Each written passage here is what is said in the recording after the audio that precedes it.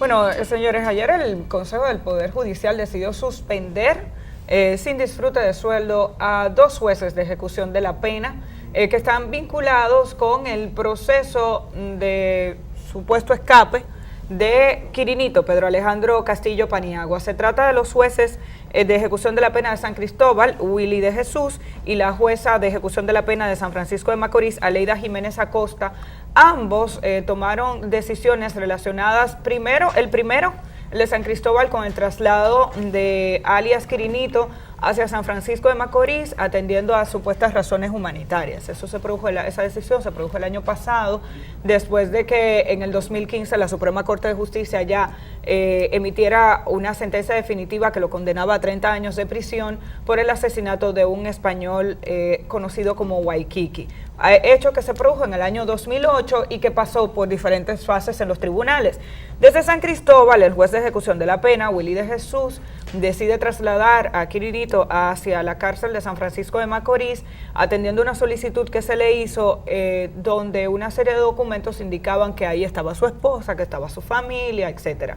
Situación que no coincide con el relato de sus familiares más cercanos, padres y familiares, primos, que viven en la región suroeste y dicen, pero ¿a quién tiene él en San Francisco? Aparentemente compró casa a través de su esposa Jennifer Stephanie Domínguez, o por lo menos alquiló vivienda o sentó, digamos que dispuso el establecimiento de una residencia allí a través de su esposa Jennifer Stephanie Domínguez, y a partir de ahí se someten una serie de documentos que ahora hay que identificar si pudieron servir para engañar al juez de San Cristóbal o si él tenía conocimiento de la situación irregular que se estaba dando. Lo mismo pasa con la jueza de ejecución de la pena de San Francisco de Macorís, Aleida Jiménez Acosta. Esta es la jueza que decide otorgarle la prisión domiciliaria después de tener en sus manos, según lo que ella alega, una serie de documentos que indicaban que Pedro Alejandro Castillo Paniagua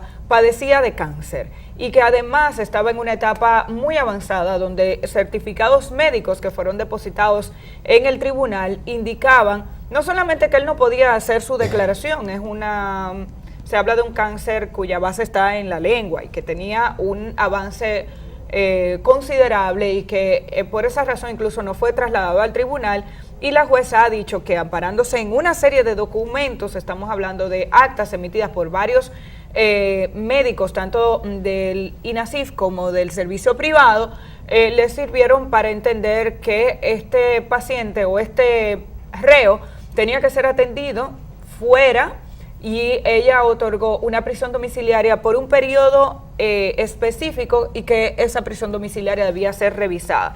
En medio de toda esta situación, entonces, el Poder Judicial, tal y como había dicho el presidente de la Suprema Corte de Justicia, ha tomado una decisión y ha suspendido de entrada a estos jueces.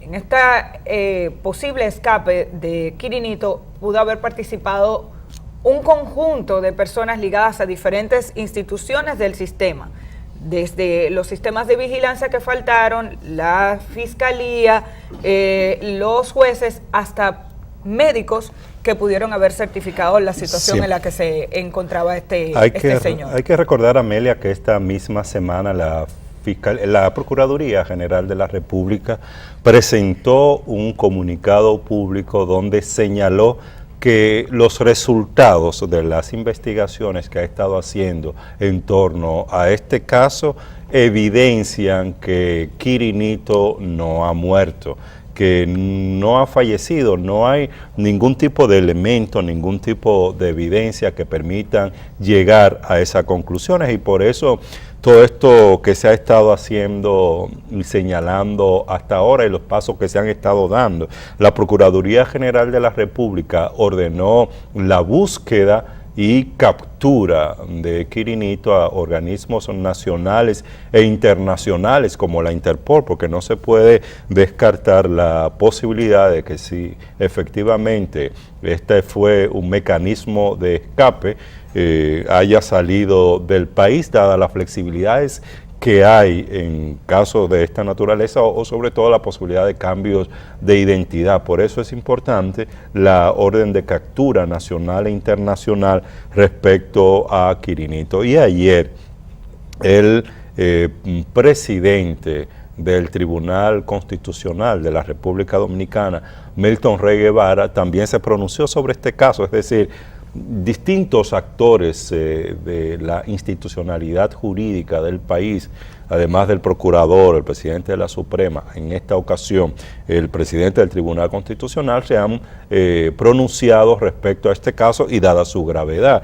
Pues el presidente del Tribunal Constitucional ayer indicó que con este caso está en juego la credibilidad del aparato judicial de la República Dominicana y que espera que con las conclusiones que pueda tener el caso se pueda dar un ejemplo de que realmente se está en disposición de hacer los cambios que se requieren en la justicia para que casos de esta naturaleza no se sigan dando en el país, que son una evidencia de los niveles de privilegios que determinados grupos que cuentan con dinero tienen en una justicia que, sobre todo la justicia penal, está única y exclusivamente para ser aplicada a los más pobres, a los que no tienen dinero para incidir en los fallos de los tribunales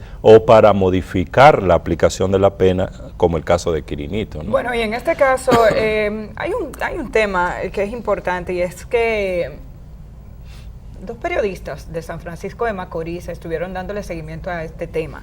Son Kirsi Mena y Washington Espino, que producen el programa Crónicas para Telenor. Hicieron un reportaje amplio, muy interesante. El reportaje tiene más de 30 minutos. Es un trabajo de investigación en el que ellos tuvieron acceso a cada una de las partes, o a casi todas las partes involucradas en el proceso de salida de Quirinito y de desaparición de Quirinito. Queremos compartir algunos fragmentos de este reportaje, declaraciones, cortes, en los que ellos que muestran el acceso que ellos tuvieron a algunos de estos involucrados. Cabe destacar que Kirsi Mena y Washington Espino han denunciado que recientemente recibieron una llamada telefónica justo cuando el Ministerio Público emitió la nota de prensa indicando que habían determinado que Quirinito está vivo. Y a través de una llamada telefónica los amenazaron de muerte por haber hecho este reportaje, un reportaje que reprodujeron el 17 de septiembre, incluso después de que medios nacionales habían publicado el tema del acta de defunción y ya había salido a la luz pública la duda sobre la posibilidad de que Quirinito no estuviera muerto. Por eso llama la atención el hecho de que a ellos le haya ocurrido esto. Dicen que fue la voz de un hombre, tienen identificado el teléfono, lo están pasando a las autoridades. Y según sus declaraciones, las de Kirsi Mena y Washington Espino en San Francisco, los amenazaron con arrancarle la cabeza por haber hecho este trabajo y por haber reproducido este trabajo, así como cualquier otro medio o periodista que se encargue de hacerlo. Un reportaje que ya está en las redes sociales, que está en los medios de comunicación y que obviamente hace digamos que beneficia todo este proceso de investigación, y es un excelente trabajo que tiene que ver con el objetivo del ejercicio periodístico. Así que todos los medios que puedan van no solamente a divulgar sino cualquier otra entrevista que ayude a que la gente tenga una idea de lo que aquí ha pasado. Ellos tuvieron acceso al procurador fiscal, que actúa en el momento en que se decide otorgarle la prisión domiciliaria a Quirinito, porque es que no hubo oposición del Ministerio Público. No es que la jueza solo decide esto.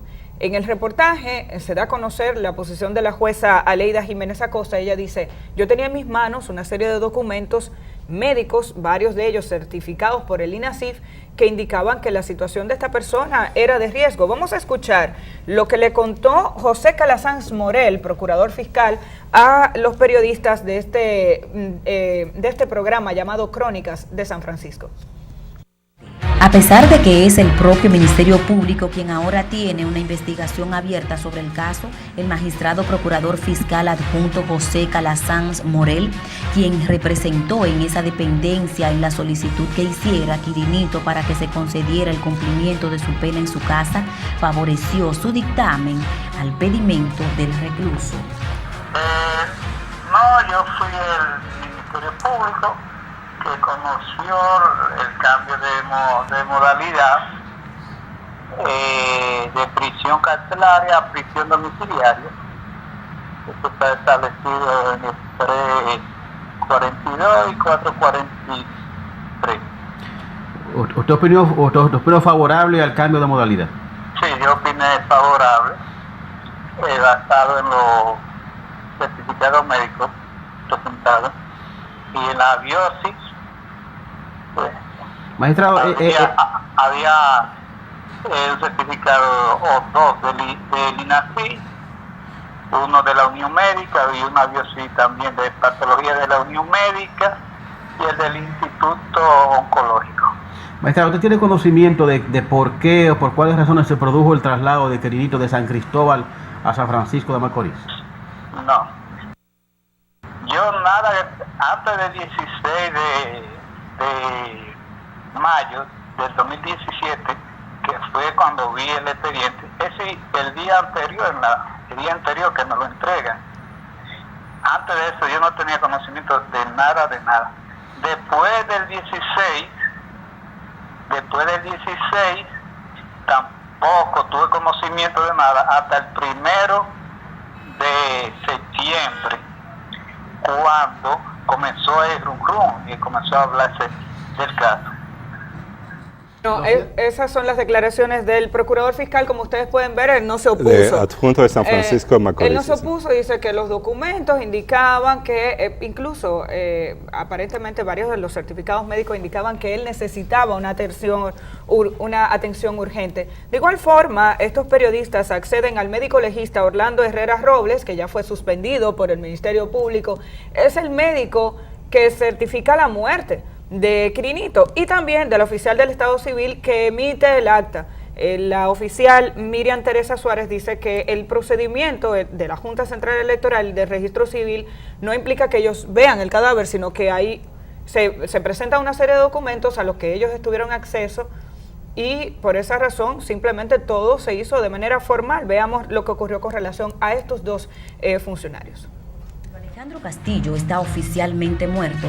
El 5 de julio del 2017, a las 3:06 de la tarde, el médico legista Orlando Herrera Robles, adscrito al INACIF de San Francisco de Macorís, expediría y firmaría un certificado de defunción estableciendo que Quirinito falleció, como se ha dicho, en su apartamento, fulminado por un fallo cardíaco debido al infarto agudo al miocardio, derivado de un carcinoma de base de lengua. Crónicas cuestionó expresamente al doctor Herrera Robles si efectivamente llegó a ver el cadáver de Quirinito, lo que obviamente era necesario para poder expedir válidamente un certificado de defunción. También alegando la investigación en proceso, el galeno nos respondió con un atento mensaje excusándose de no poder hablar del tema hasta que no concluyan las pesquisas. Mientras que por su lado, la oficial civil Teresa Sánchez Español, papeles en mano, aclaró que la expedición del acta de defunción oficial se hizo con la rigurosidad de la ley y teniendo como base fundamental el referido certificado de defunción del doctor Herrera Robles. Que se dan como se dan miles de actas aquí. Se llenan los requisitos del lugar, se les solicitan que lo depositan los requisitos, lo verificamos y si consideramos que es correcto, pues procedemos a levantar el acta.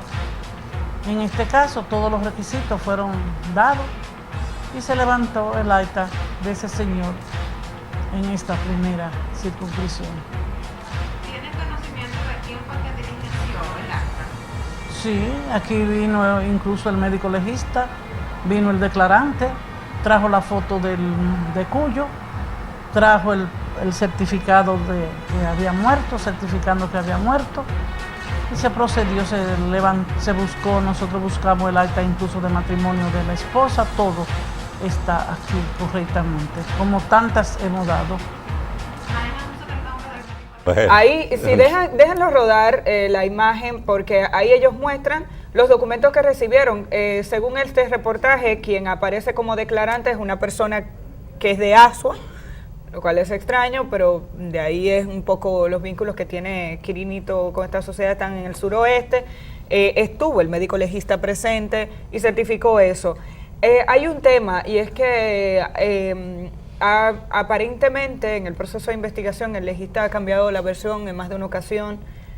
No se sabe si realmente estuvo presente y puede certificar que estuvo presente en el momento de la supuesta muerte o para declarar que Quirinito murió, o si firmó un acta sin haberse acercado y de buena fe, llenó unos papeles sin haber asistido, que ese tipo de cosas se dan, pero con un caso de una persona con tanto poder económico y con influencia y con tanto interés en evadir la justicia, todo el mundo aquí está siendo investigado. Y tiene que ser investigado, y lo que ha salido hasta ahora demuestra la cantidad de personas involucradas para que se pueda concretizar esta situación. Y no solo eso, demuestra también algo que pasa a nivel de otros sectores en el país, y es la realización de fraudes o de alteraciones de documentos, teniendo como base los canales y los requisitos legales, pero hay un fraude o una alteración detrás, que es muy difícil poder investigar en el fondo por el cumplimiento de todos estos procedimientos legales, que es lo que trata de indicar la última persona que conversó aquí. Por eso es importante que se profundice esta investigación. La oficial civil dice y muestra. Recibimos todos los documentos. De acuerdo a los requisitos que establece la Junta para hacer la certificación de la oficialía civil, se recibió todo, viene un certificado del médico legista que indica que esa persona murió, revisamos los documentos y lo asentamos en un registro. El trabajo de la verificación de si esa persona murió o no es del médico legista, y por eso está suspendido. Ahora, se está investigando a los médicos, sobre todo hay uno de los médicos que certificó la enfermedad, porque el Ministerio Público no ha dicho que Quirinito no estuviera enfermo. Lo que el Ministerio Público pone en duda es su fallecimiento. Ahora bien, él fue llevado a un centro privado, y lo que alega la jueza de ejecución de la pena de San Francisco de Macorís es que no solamente hay certificado médico privado que indica que él padecía esta enfermedad y que estaba en una condición crítica, sino que el INASIF avala eso, y dice había 4 o 5 documentos que le permitieron a ella como jueza tomar esa decisión. ¿Sabía o no de la intención de escape? Eso es lo que el Ministerio Público, lo que el Consejo del Poder Judicial hoy en día tienen que averiguar. Ahora, ¿está vivo o está muerto? Ellos, finalmente, vamos a colocar este último fragmento de este reportaje, que entiendo que es un excelente trabajo de estos periodistas, Kirsi Mena y Washington Espino, que ustedes deberían buscar. Ellos hablan con Carlos Moreno, el abogado de la esposa de Quirinito, Jennifer Stephanie Domínguez Castillo. Si ustedes lo escuchan bien, él mismo se contradice en su opinión sobre el estatus y sobre la situación que reinó alrededor de la supuesta muerte de Pedro Alejandro Castillo. Escuchemos al abogado Carlos Moreno. Pedro Castillo Paniagua. A ella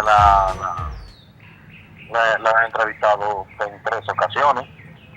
La Fiscalía, la Procuraduría General de la República la ha entrevistado en 3 ocasiones, y ella ha explicado todo el proceso y todas las documentaciones que le acompañan a ella con respecto al proceso de su esposo, la defunción y todo lo demás. Entonces, imagínate. No, pero la pregunta es, ¿ella explicó dónde está el cadáver?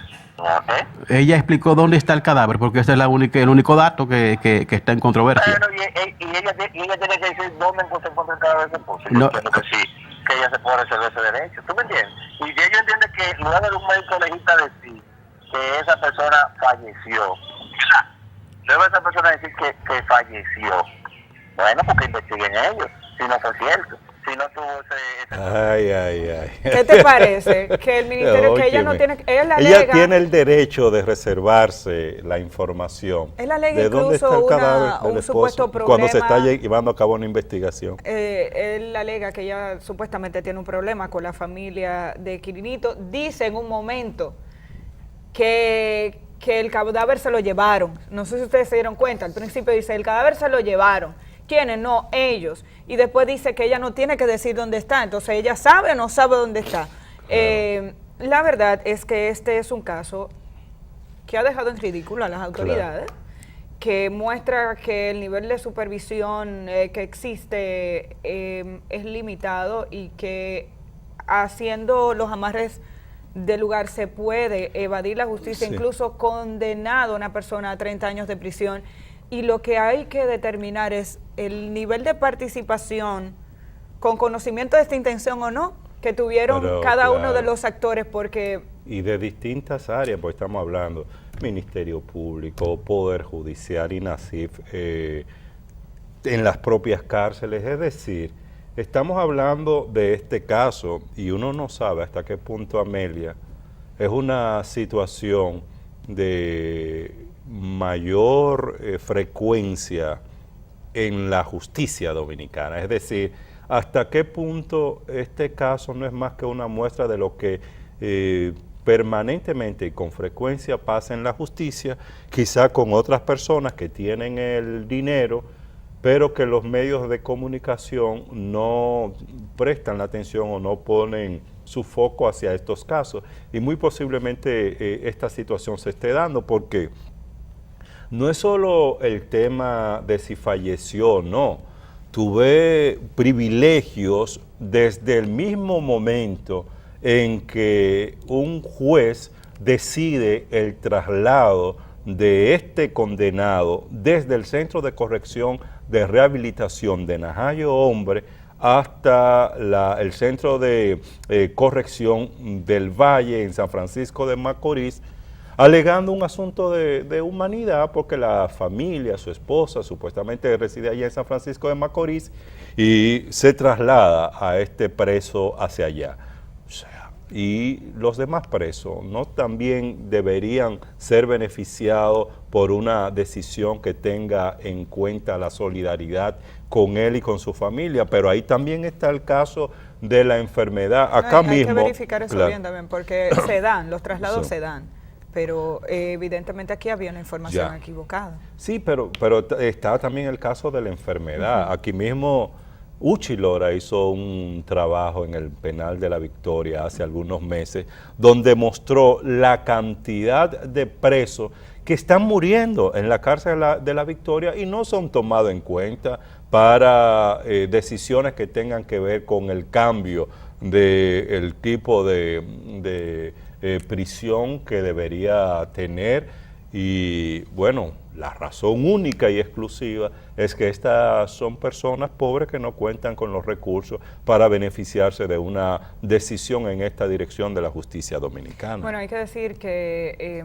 hay un par de médicos, oncólogos del sector privado que podrían ser investigados. Incluso tengo entendido que por lo menos uno de esos médicos está citado para hoy, para ser entrevistado o interrogado. Desconozco la condición exacta en la que está siendo citado. Sí que hay un médico de la clínica del Instituto Oncológico y Especialidades del Nordeste, Garabot Polanco, que fue uno de los médicos que atendió a Quirinito, que en este momento, por lo menos hasta esta semana, no había sido localizado por los medios de comunicación. Estuvo trabajando en esa clínica, renunció hace un tiempo, ya no está. Y ojalá y las autoridades hayan dado con él. Es importante que se determine, insistimos, el Ministerio Público en ningún momento ha dicho que no estaba enfermo, no sabemos, pero obviamente este es uno de los puntos que está en discusión y los lazos de la investigación van a llegar hasta ahí. Así que estaremos dándole seguimiento a este caso. Por incluso lo impresionante que ha sido la red que se tejió para intentar evadir la justicia y salir de prisión por parte de este joven Pedro Alejandro Castillo Paniagua, alias Quirinito, condenado a 30 años de prisión por asesinato. Estaremos dándole seguimiento a este caso. El reportaje de Crónicas está en YouTube, ustedes lo pueden encontrar, y de verdad que un excelente esfuerzo periodístico de Kirsten.